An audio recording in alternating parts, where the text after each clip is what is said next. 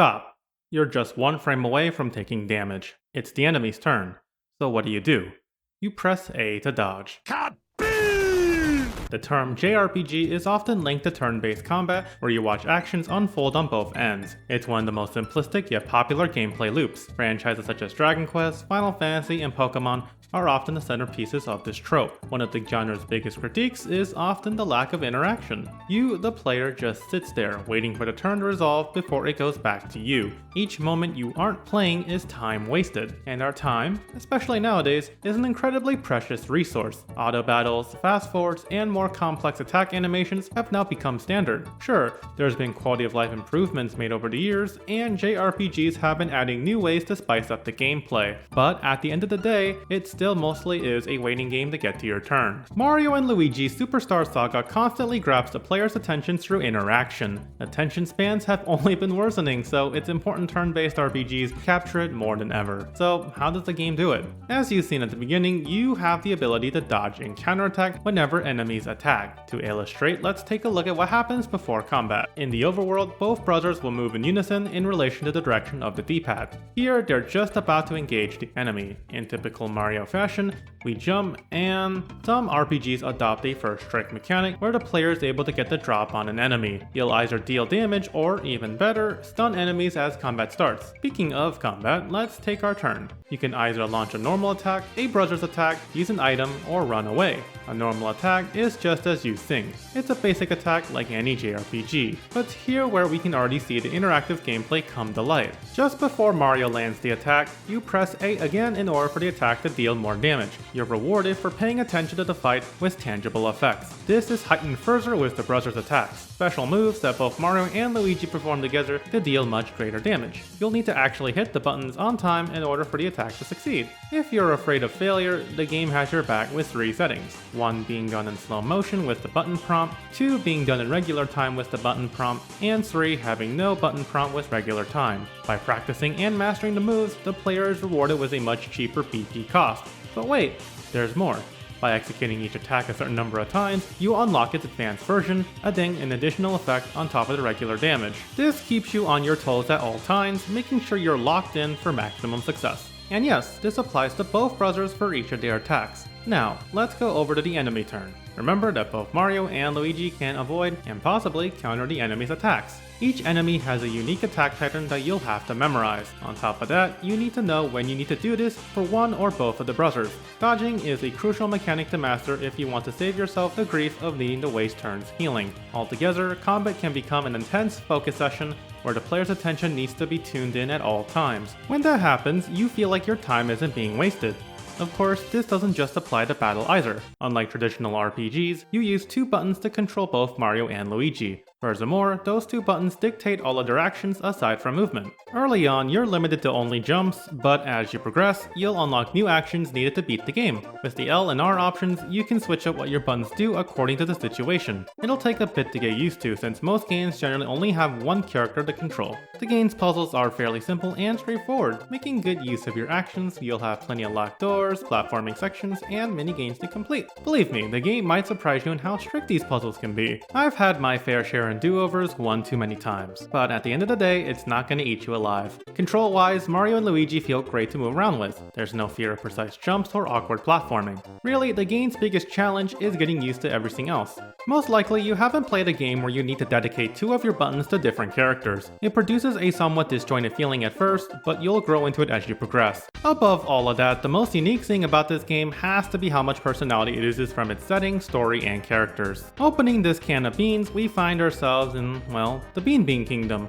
The biggest plot twist being that there are actual nations aside from the Mushroom Kingdom. Mario and Luigi are tasked with acquiring Princess Peach's voice that was stolen by a new villain pair, Cackletta and the autistic Boffle. They're sent on over to a new land where they're joined by the Sigma male known as Prince Peasley and the large Queen Bean. Their journey takes them far and wide in order to recover a magical artifact known as the Bean Star before it eventually breaks into 4 and we're tasked into retrieving it. The game's humor is, unironically, pretty funny and had me chuckling a few times. That's right, I even laughed at the Chocola Cola dad jokes.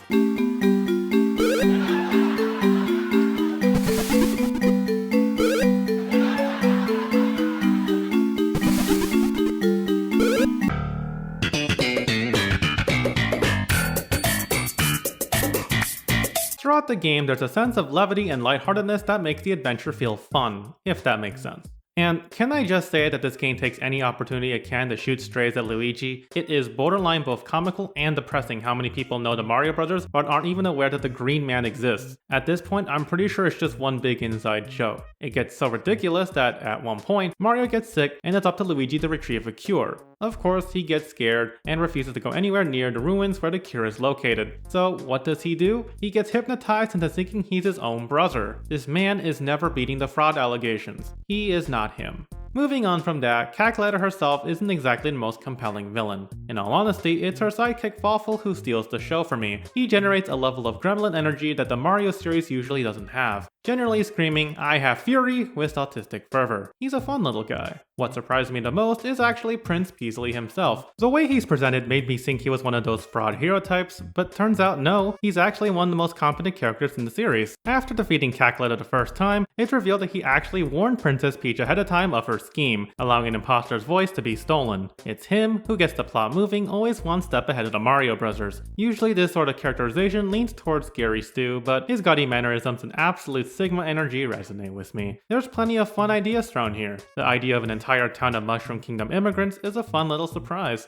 While the game doesn't get much deeper than what you'd expect out of a Mario game, its mere existence has been nothing but entertaining. There's plenty of colorful personality that adds to the experience. Variety is the spice of life. And speaking of variety, a main gripe with the series is that its levels tend to remain the same throughout its entire existence. Mushroom level, ice level, underwater level, lava level, desert level, etc. You get the point. Now, sure, there's a desert and an underwater section, but the locale is quite unique. Even the blocks you jump have a different appearance. And let's talk about those characters, cause there's a ton of new faces to meet. Hooligans, Peas, Immigrant Toads, and the Beanish. I'm not a Mario superfan, but I really enjoyed the change in setting. More importantly, the game is really comfortable to navigate through. Nowadays, there's a bigger focus on huge sprawling worlds with plenty to find. Sometimes it's really easy to get lost in the sauce, so to speak. Areas in this game won't take you any longer than a minute at best to get through. Everything is small and compact, which allows for much easier traversal. And even then, there's fast travel points in the form of golden warp pipes to get from one area to another. At no point did I ever feel like going from point A to B was a slog. And due to the visual style of the game, it's easy to mark special objects you can interact with. Take these colored rocks that you can break with your hammer as an example. At first, they're a lighter shade of brown, but later on you'll encounter an almost graphite-like color. Your normal hammer isn't able to make a dent, so you ignore it for now. There's even a sign that says you'll need a super hammer to break through them. Lo and behold, you'll eventually have your hammers upgraded, allowing you to finally smash them. Every game has progression blocks, but the art helps it to make it easier to recognize. It's comfy. And so is acquiring loot in this game. Unlike traditional JRPGs where you just have to open chests, here you do things the Mario style. Jump on the block and get an item. There's even different variations of the block. Brothers blocks require both Mario and Luigi to jump on the respective changing color.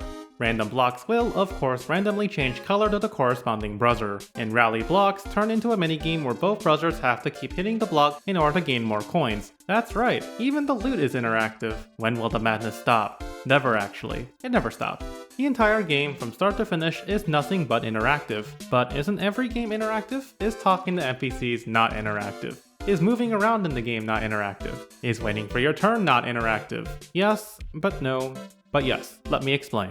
Game interactivity is often defined as features meant to engross players' interest in the story, mechanics, gameplay, and setting. There's different forms to it, of course, like interactive storytelling, like a visual novel with different choices to affect the outcome. I know I'm having fun if I don't have to think and wait for something to end. No one's going to skip a story cutscene for the first time, are they? And the same logic goes here too. I'm always constantly on the move, button presses, preemptive strikes, and it never feels like the pacing reaches a halt. And again, the story isn't complex, but it doesn't need to be. Superstar Saga knows exactly what it is from start to end. A lighthearted adventure with a crazy villain to stop. I'd also be neglectful if I didn't at least talk about the bosses in this game. For a first-time player, they really tested my ability to get used to the mechanics. Over time, I found myself getting better with the timing and healing less overall. It can really get tense as every button press counts. The first fight with Cackletta put me in a serious whiplash over how quick her attacks were, but after taking a moment to think, I realized I needed to press the button just as she gives the signs. Oh, Did I not mention that? Yes, attacks in this game are easily telegraphed. Enemies will often project their intent on what attack they'll use, which gives the player ample time to react. Again, it emphasizes how crucial it is for the player to be fully focused, which leads to immersion. Almost as if it were an interactive JRPG.